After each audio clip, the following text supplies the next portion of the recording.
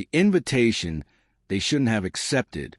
The moment the caravan transport touched down on Academy grounds, I knew this was a mistake. I was standing on the observation balcony overlooking the landing platform, wind clawing at my uniform's lapels, a knot hardening in my stomach. They called him Commander Threxel of the Obsidian Rook, head of the caravan military delegation to Earth. 10 feet tall in power carapace armor, more exoskeleton than flesh, his presence on our soil was historic. Or so they said. His glowing red oculars scanned the perimeter the moment the ramp hissed open, analyzing every soldier, every bolt in the concrete, as if planning an invasion. Maybe he was. He descended with 2 aides, insectal things wrapped in ceremonial chitin. Around them, the air shimmered with ozone and tension. The crowd, mostly cadets in dress blues, stood in rigid silence, not because they were told to, but because every damn instinct in their mammal bones told them, this thing eats its wounded. And I, Captain Elia Morrow, combat instructor, 20-year veteran, survivor of the Calliston burn, was assigned to be his escort. Lucky me, I stepped forward, offering the formal salute, right hand to heart. Welcome to Earth, Commander Threxel. On behalf of the United Terran Defense Force, we're honored to host your tour. He didn't return the gesture. Instead, his voice buzzed through the translator at his neck, like a swarm of angry bees submerged in oil. Human honor is irrelevant. I come to witness your war culture, to understand the species that annihilated a Grellian armada in 7 hours. Straight to the point. No pleasantries. No smiles. I liked him already. We started with the Hall of Echoes. It's the first stop for all diplomatic visits. A high-ceiling marble corridor lined with holographic murals of every major human war since the fall of Earth's nations. Not a single image of peace. No treaties. Just war, rendered in brutal fidelity. Threxel paused before the Battle of Kari's Rift, watching a projection of human drop troops free-falling through atmospheric fire. This is the story you choose to tell your young? They need to know where we came from, I said. That blood and flame built this house. We're not ashamed of it. He tilted his head, the metal plates of his helm clicking. Other species build academies on discipline. You build on violence. We build on survival. He said nothing, but I noticed his aides glance at each other, furtive, concerned. The seeds of unease were already sprouting. We moved on. The sparring chambers were next. It was mid-cycle, so recruits were neck-deep in close-quarters combat drills. 2 squads, one from Lunacore, the other from the Amazon Basin Rangers, were engaged in what looked like ritualistic homicide. Blades, bludgeons, sheer kinetic fury. I saw a cadet with a broken arm, reset it against a wall, and dive back into fray without hesitation. Commander Threxel stepped toward the reinforced viewing glass. You train your young to kill each other. We train them not to hesitate when it matters. And what a fear! We beat it out early. The galaxy doesn't wait for the timid. A silence stretched between us, thick and charged. For the rest of the day, I watched his demeanor shift in microscopic degrees. Every room we entered, ballistic simulators, survival zones, zero-G grappling towers, chipped away at his assumptions. His aides whispered. He began asking fewer questions. By the time we entered the psychological reconditioning unit, he was silent. Here, we keep our broken ones. A dozen cadets sat in semicircles, VR implants feeding them nightmare simulations. Not to traumatize them, to inoculate them. Their mouths moved in silent screams. They would wake with wet cheeks and pounding hearts, but they would wake ready. We do not permit mental fractures among our kind, Threxel finally said, his tone hollow. I turned to face him. Then you don't fight like we do, or bleed like we do. That night, as he returned to his quarters, I overheard one of his aides speak quietly in their native tongue. This species is not what we were told. They are not desperate. They are not inferior. They are... His voice trailed off, but I knew the word he wanted. Dangerous. And I smiled. Tomorrow, we'd take him to the forge fields, where cadets are forged into war beasts amid fire, exhaustion, and simulated death. But what none of U.S. knew was that Commander Threxel wouldn't be the same after that. In fact, none of them would leave the academy untouched, and one would leave in chains. The forge fields burned the lie away. The forge fields started whispering to you long before you set foot on them. It wasn't the sound of flames or machines.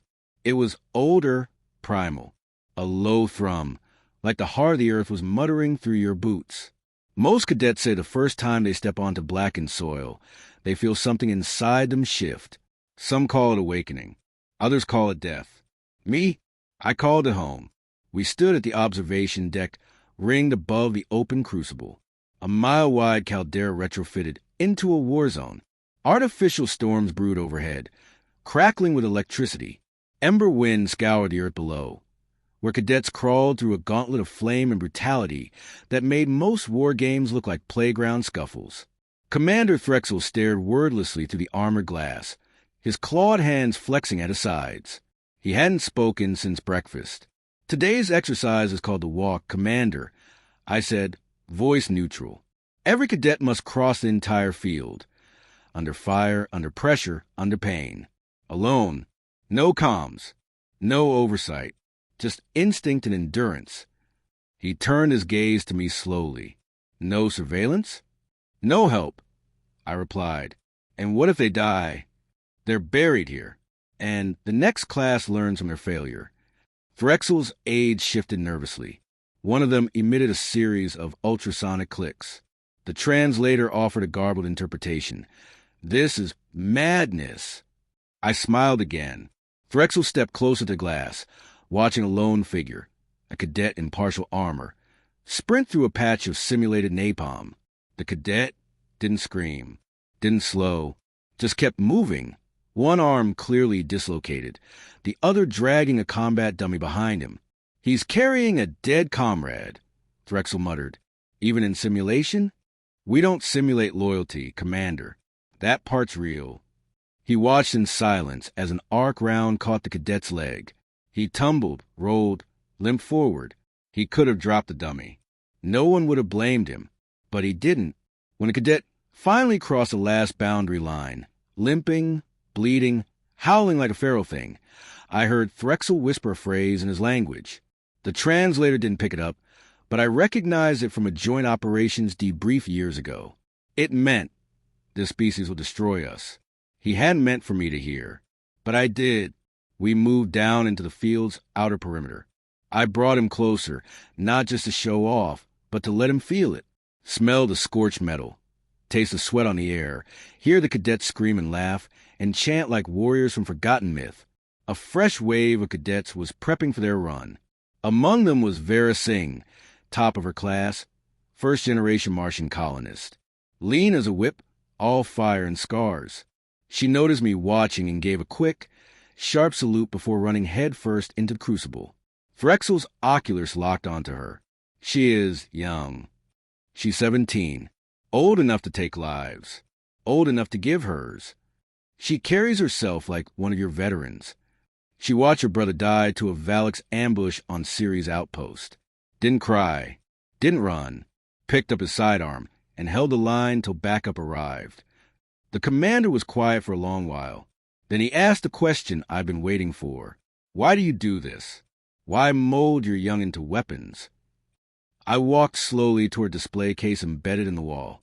Inside it rested the fractured helmet of a cadet who died 3 years ago, cracked in half by kinetic shrapnel during a malfunctioning sim run. We do it because we don't have the luxury of peace, because we know the galaxy isn't fair. You know what they used to say about us in the early days of first contact. I've heard rumors. I turned to face him fully. They said humanity was fragile, primitive, that we were too emotional, too aggressive, too unpredictable. And they were right.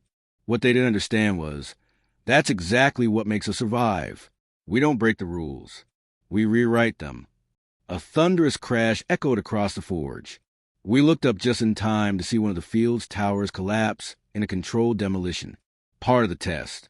Debris rained down. Fire blotted out the sky. The cadets inside, they didn't scatter. They charged through it. And Vera Singh came out the other side, limping, laughing, covered in soot and blood. She looked up, saw us on the ridge, and raised a fist, not in salute, in defiance. Threxel stepped back. His aides were no longer hiding their discomfort. One of them, gray flesh and angular, finally snapped. "This is monstrous. You do not prepare your children. You devour them." I didn't flinch. "No," I said, "we forge them, and they're sharper than anything your empire's ever seen." I turned and began walking away. "Tomorrow, Commander will visit the DeepMind War Room. You'll see what happens when we let them off the leash." Behind me, Threxel remained rooted to the ground. He wasn't looking at me. He was still staring at the cadets, covered in fire and glory. And for the first time, I saw it in his stance. Not revulsion. Fear. In the DeepMind War Room, humans fight wars that haven't happened yet. They simulate alien invasions based on leaked data, run predictive psychops, and plan for the extinction of species just in case. What the Curavans see there will shake their perception of humanity's limits, and someone among them will break ranks. Shall I proceed with Chapter 3, DeepMind War Room, where humanity plans the end of empires? DeepMind War Room, where humanity plans the end of empires. We descended beneath the Academy at 0800 hours, past the shielded vaults, past the biometric gateways, past the warning signs etched in 6 galactic languages. No cameras, no comms, no second chances. The DeepMind War Room wasn't a room. It was a mind, a living, breathing nexus of warcraft, a partially sentient super AI grown out of quantum link wetware and the neural blueprints of the galaxy's most dangerous human tacticians, alive and dead. It didn't simulate war. It dreamed it. The hallway outside the core hummed with quiet menace. Even Commander Threxel's armored frame hesitated. I saw it, a fractional pause, like his bones knew something his pride refused to admit. "You said you came to observe our military culture." I said, pressing my palm to the DNA scanner. "This is the part most species never see, the part they pretend doesn't exist." Threxel's aide, the younger one with the silver-etched carapace, clicked in warning. Our orders were to monitor combat proficiency, not psychologic doomsday constructs. I turned, then walk away.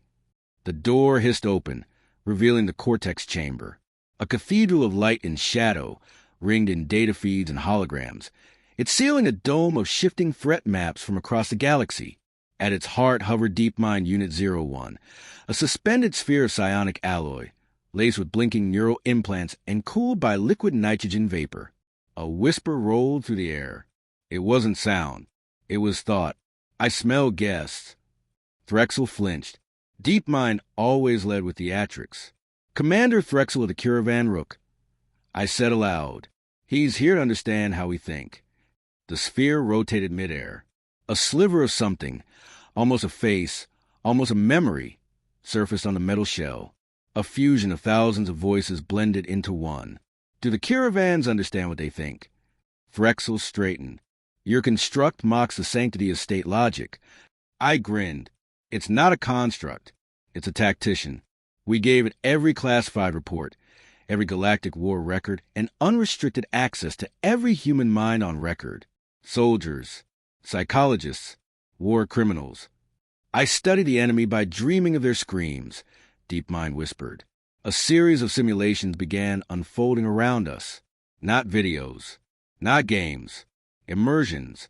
The chamber became a battlefield as Threxel and his entourage were thrust into full sensory replays. First, the Valak siege of Europa, a human colony surrounded and outgunned. The AI rewrote the event in real time, offering alternatives: guerrilla tactics, controlled starvation, distributed neural panic waves via hacked enemy comms. The Valak surrendered in 13 hours, without a shot fired. Second, the Grellian Third Conflict, this time reimagined as a total planetary extinction campaign. DeepMind didn't just fight the Grellians. It studied their mythology, decoded their mating calls, seeded psychological terror into the water supply using mimetic viruses. One of the Curavan aides stumbled back, mandibles twitching. "This is abominable. You weaponize culture." "Yes," I said quietly. "And if needed, we weaponize hope too." Threxel remained silent. rigid, watching. But something was cracking in him. I could see it behind the lenses of his armor, where logic battled instinct and lost ground fast. Then came the final simulation. It began with an empty star system, uninhabited, silent. Then a caravan dread fleet warped in. DeepMind flooded the chamber with battle projections, time-dilated bursts, boarding scenarios, reverse-engineered caravan code sabotage, human nanite infiltration of their air scrubbers. A single human spec ops ghost squad hidden in asteroid debris fields. In 93 seconds, the entire dread fleet was dead. The silence that followed was longer than I expected. Then Threxel spoke. Not to me, to DeepMind. And what if you decide we are a threat? The AI pulsed. The temperature dropped. Then I dream of you too. I turned to the aide who'd been the most outspoken, the younger one. Name was Jervex, if I recall the briefing correctly. He looked ready to shed his armor and bolt for the stars. Instead, he did something I didn't expect. He dropped to one knee. I request political asylum, he said. Threxel whirled on him, furious. You disgraced the Rook. I saw your face during the Ford trials, Jervex said. You fear them, but I understand now. We mock them because we are afraid. We claim superiority while praying they never point their blades our way. Threxel reached for his weapon. I stepped between them before this tour turned into an interstellar incident. Stand down, I snapped. He invoked Article 9, Galactic Asylum rules. He's ours now. The commander seethed, not out of betrayal, out of understanding. Because deep down, he realized Jervex wasn't wrong. We didn't hide our monsters. We trained them.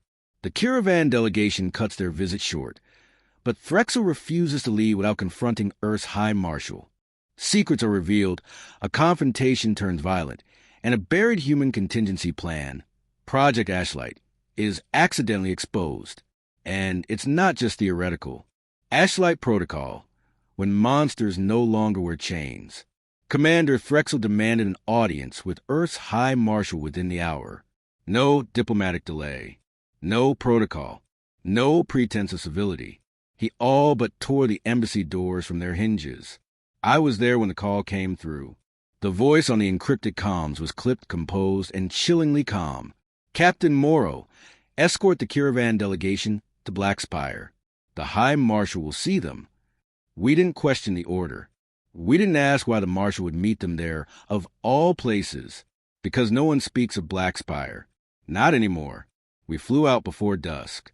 Blackspire isn't on any official maps. It's buried deep beneath the Appalachian Wards, inside a decommissioned geothermal power spine, a place so off-grid it doesn't exist on civilian networks. Its entrance is a monolithic gate of obsidian alloy, 200 meters wide, unmoving, unblinking. Older cadets used to whisper about it in drunken Baroque tales. A place where the Ashlight Protocol was born. I'd never been inside. Until now, the gate scanned us. No lights, no sounds. Then it opened. Beyond it lay a tunnel so vast and black, it felt like entering a sleeping god's throat. As we moved deeper, temperature sensors activated dormant floodlights, illuminating the rough concrete and armored walls. Every few hundred meters, we passed containment doors, with warning symbols older than our charter. Commander Threxel said nothing the entire ride, but I saw his claws flexing, not in aggression, in dread. The chamber was waiting, a half-dome of tungsten weave and anti-psi mesh. Inside stood High Marshal Elia Morrow, flanked by 2 obsidian-armored wardens from Earth's Disavowed Command, a division that officially doesn't exist. Anika looked like a relic carved from wrath and forged in absolute authority. Her eyes didn't blink. Her hands didn't twitch. She was the only human alive who'd seen Ashlight launched and survived the command its shadow. Commander Threxel, she said, voice smooth as ice on glass. You wanted the truth? Welcome to the edge of it. Threxel's voice came sharp and metallic. Your DeepMind simulation projected the annihilation of my fleet. This violates galactic war code. Projection isn't violation, she interrupted. It's preparedness. And preparedness is survival. She turned to me. Captain Morrow, Initiate level black file access. Archive Ashlight 1. My throat dried. Ma'am, are you certain? Anika's gaze never wavered. They wanted to see the monsters. Let them. The floor shifted beneath us. An enormous vault door groaned open, revealing a cryo-field bathed in ultraviolet glow. Rows of stasis pods lined the inner core, each one sealed, humming, guarded by turret drones trained on their own occupants. Inside each pod, something wrong slept. Not aliens, not machines. Humans, but not like any humans I'd ever trained. Modified, enhanced, broken and rebuilt. Skin threaded with living alloys. Neural ports embedded in their skulls. Soul scrub of empathy, mercy, identity. Designed not to fight for humanity. Designed to outlive it. Phrexel's aides recoiled. Even Jervex, kneeling behind us, lowered his gaze in what might have been reverence. Or horror. Anika walked slowly down the central aisle, her voice a death march. Ashlight was born after the Siege of Sol, when the Council of Eight deemed humanity too costly to defend. When they pulled back their fleets and left us for dead, we knew then that our survival could never depend on alien alliances or mercy, so we made our own deterrent. She gestured to the pods. These are Ashlight operatives, not soldiers. Scourges, biomechanical thought weapons encoded with extinction protocols for over 70 high-threat species, including yours. Threxel's fist clenched. You would use these against us? Anika's reply was soft, terrifyingly soft. Only if we lose the next war. I stepped beside her, struggling to contain the storm in my chest. You were never supposed to see this, Commander. No one was. But maybe it's time you understood. Earth doesn't bluff. We just don't like to talk about the bullets we haven't fired yet. Then one of the pods, Unit 47, twitched. Just a flutter. A shudder of the breathing gel as its occupant's eyes opened. Not fully. Not yet. But enough. The room froze. Alarms chirped silently on the display screen. Neural oscillation spike. Threat response initiating. Containment seal integrity at 93%. Jervex backed away. The aide screeched in warning. Even Threxel's composure cracked. Shut it down, he barked. Anika didn't move. Her eyes never left the pod. It's not waking because of you, she said. Her gaze drifted toward me.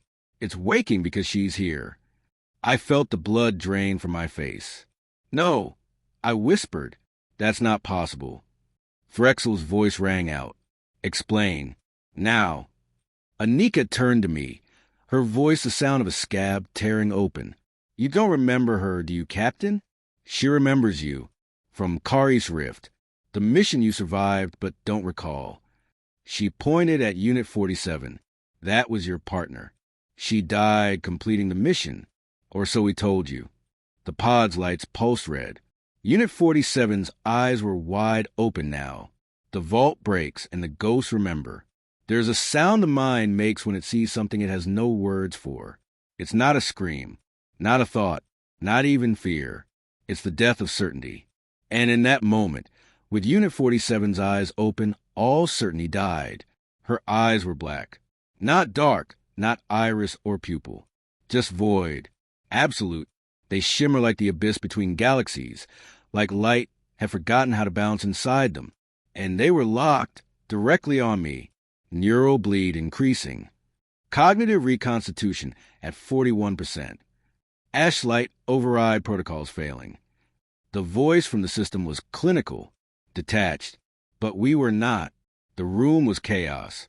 One of Threxel's aides lunged for a side exit. Denied. Containment doors slammed shut. Gas vents hissed into walls. Warning klaxons flashed red against the pale gel of the cryopod. The High Marshal barked a command. Trigger passive failsafes. EMP burst. Phase inhibitors, now. I didn't move. I couldn't. Because somewhere in that fractured biosynthetic face, somewhere between the alloy threads and the surgical scars, I saw her, Ray. We had fought side by side at the Kari's Rift, buried under blood and debris and fire. I was told she died, giving us an opening. I was told there was nothing left to recover. But I remember now. She didn't die. I left her behind. And now she was waking. Threxel drew his weapon. What is that thing? My voice was raw. She was human. She was a soldier. She was... I still am. The words didn't come from her mouth. They came from inside me.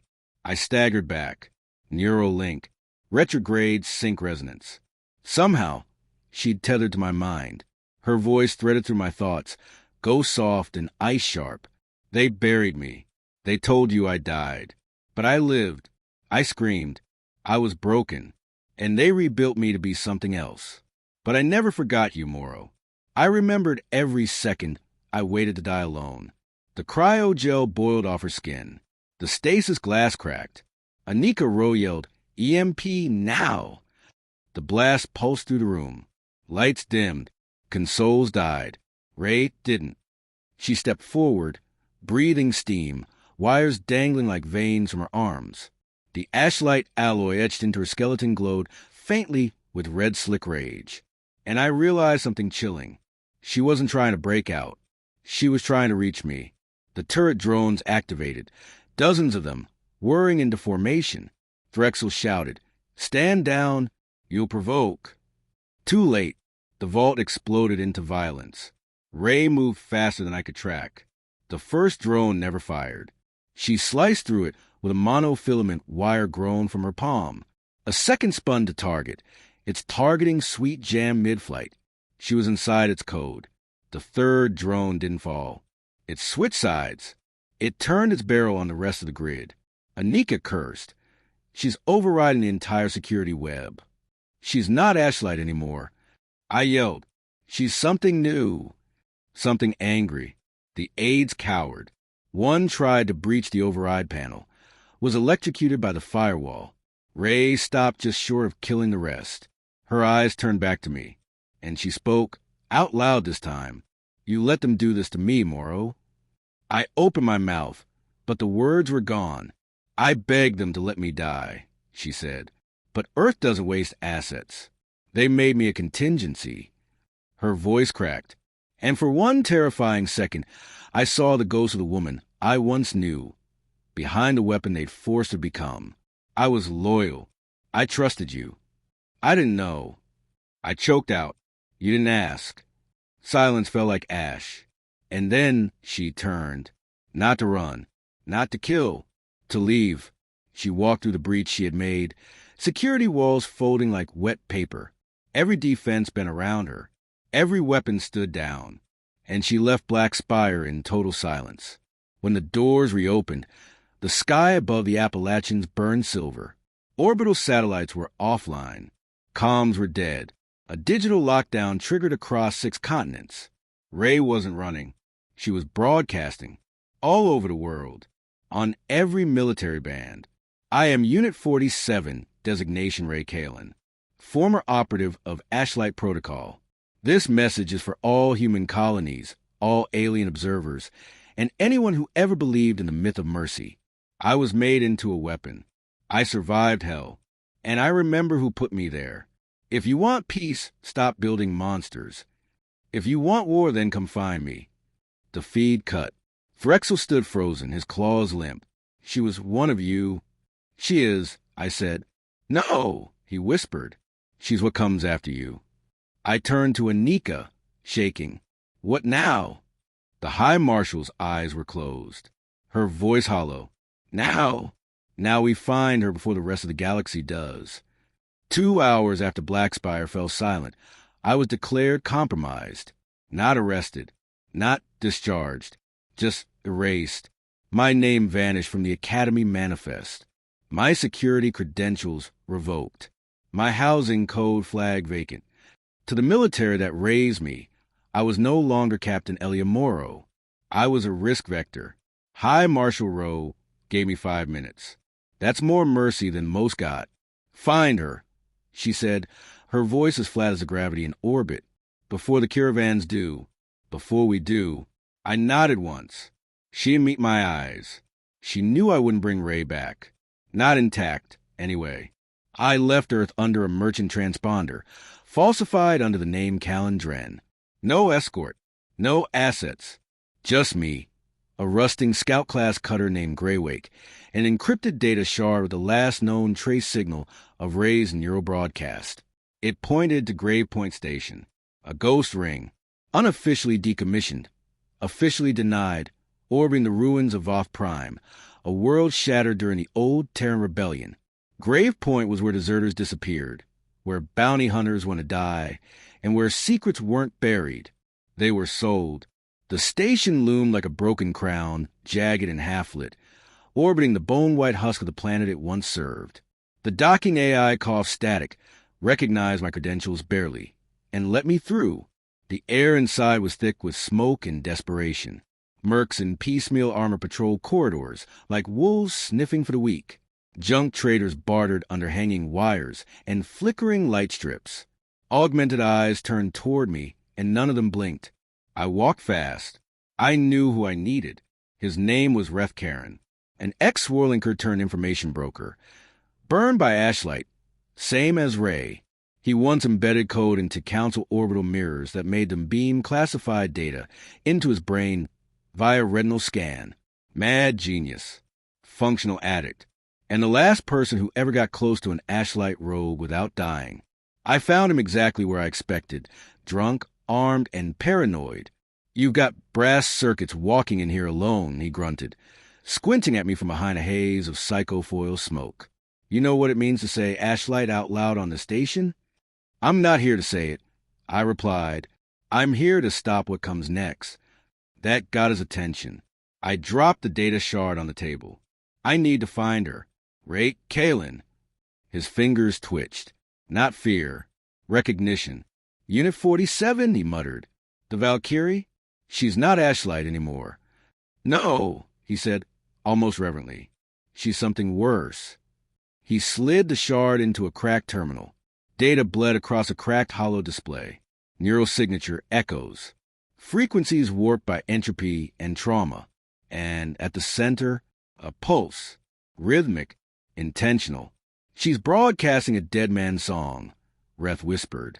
"Layered code, recursive, encrypted 3 ways. She's leading someone in or leading someone away." I leaned closer. "Can you track it?" Reth hesitated. "Yeah, but you won't like where it leads." "Try me." The coordinates unfolded like a spiral of knives. Oryx Deep Field, an unaligned system bordering 5 warlord sectors. Technically neutral, but teeming with raiders, flesh merchants, and worst of all, caravan reclamation teams. The Empire's quiet version of wet work. When they don't want a scene, they send in the reclaimers. "She's hiding in the teeth of the void." I muttered. Reth nodded. "Or she's baiting it." "Why?" He looked at me, and for the first time, he wasn't mocking. "Because she wants you to find her before someone else does." I didn't make it far. The Greywake was 20 minutes from jump when they hit me.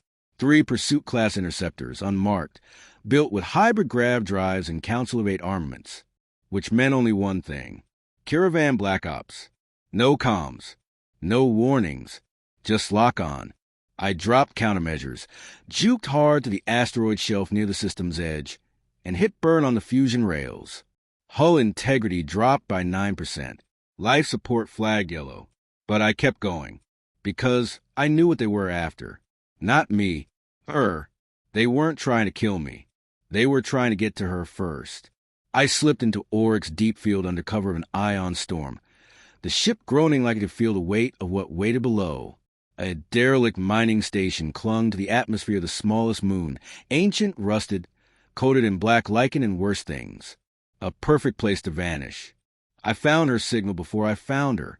Buried in an abandoned drone array, tethered to a fusion core, broadcasting raw emotion, pain, memory, longing, a message not to the world, but to me. "You came." Her voice played through my console. No coordinates, just a whisper, soft and full of storm.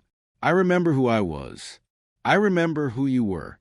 I don't know who we are now, but I think I want to find out, before the others get here." I left the door open, and there she was, standing alone in the shattered atrium of the derelict core, black alloy skin catching the dying light of a red sun.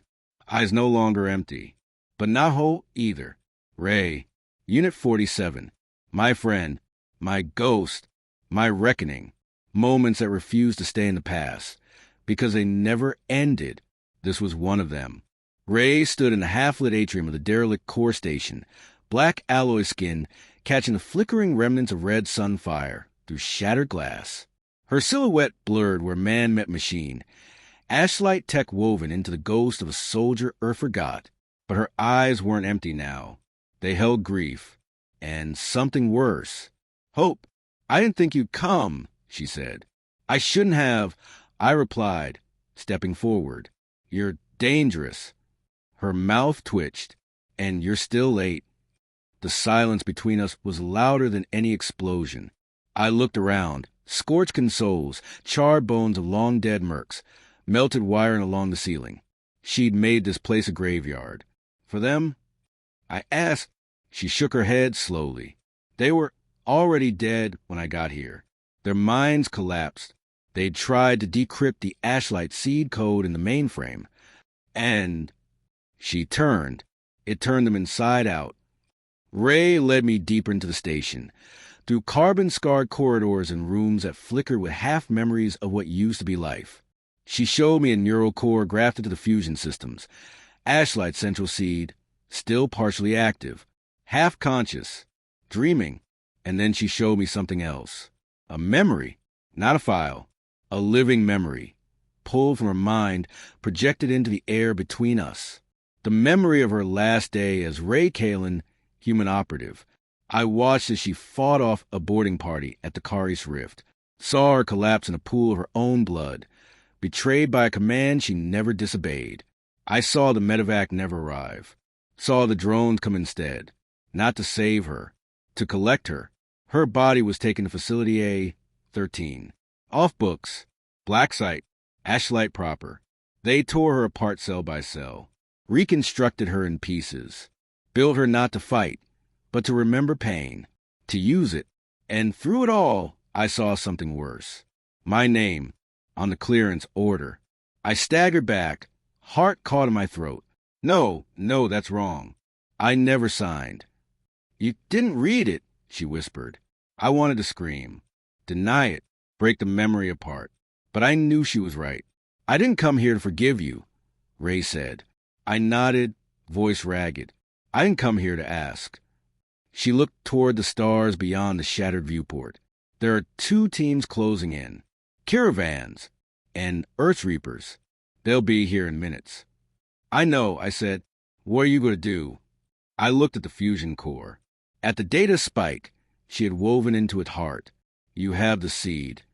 She didn't answer. You've cracked it. Still silence. So I asked the real question. You're going to upload it, aren't you? Ray turned, eyes dark and bright all at once. If the galaxy knew what Earth had done, what the caravans taught them to do, if they saw how many minds were broken to keep the Council's balance, they'd burn it all down. She nodded. The comms crackled. This is Reclaimer Command to unidentified vessel. Power down and prepare for boarding. Seconds later, another voice, clear, clipped, and human. Morrow, you are considered rogue and hostile. Turn over the unit. This is your final chance. Ray looked at me. No hate, just a question. What now? I drew my weapon, turned toward the docking corridor, and answered. They want a war. Let's give them a story first. We didn't run. We broadcast. Ray linked the fusion core to the comms array. I patched into a dozen long-dead satellites. The story flooded the stars, not just data, but the memories. Hers, mine, the truth, Ashlight's creation, the caravan templates, Earth's compliance. The broken soldiers turned into code, the weaponization of pain. Across space, people stopped. Military minds faltered. Civilians wept. Alien empires paused. And in a quiet bar, somewhere on the far edge of neutral territory, a retired caravan officer dropped his drink because he recognized her voice. They came anyway. The reclaimers hit the station first. Covert, clinical, lethal. We met them in the lower decks. Ray didn't fight like a soldier. She fought like a memory given flesh. She moved in bursts of light and void, flickering through shadows, hacking neural implants mid-fire. Their own targeting systems turned on each other. Their exosuits locked up, their pulses shorted. And then the Earth Reapers arrived. That fight was worse, because they knew her, because she remembered them. I got hit once, twice, blood in my teeth. Ray dragged me behind a collapsed support beam. "You need to go," she said. "I'm not leaving you." I croaked. "You already did once. That was my mistake. I don't repeat mistakes." She smiled, for the first time in years. "Then you're a fool. I was your fool. Always was." The fusion core groaned. The station's orbital shell was collapsing. A kill order had triggered. Self-destruct chained her neural profile. They were willing to erase her, to erase the proof. But they were too late. The data had already spread. In the final moment, Ray pulled me into the last emergency pod, sealed the door. "I thought I was a weapon," she whispered. "You are," I said. She looked at me, and I took her hand, felt the alloy, the scars, the pulse beneath both. "You're a weapon that chose its own target." The pod launched. We watched Grave Point burn behind us, watched the memories echo across every frequency, across every faction. And we knew the galaxy had changed, because for the first time, it didn't just fear humans. It understood us, not as monsters, not as myths, but as something worse, as survivors. Epilogue: alien governments denied the leaks. Earth classified them. The Council fell silent. But the message couldn't be buried. It lived in every hacked beacon, in every whispered tale. It lived in Ray. And wherever we ran next, whatever hunted us, we were ready. Because the truth was finally out there. And it burned like fire.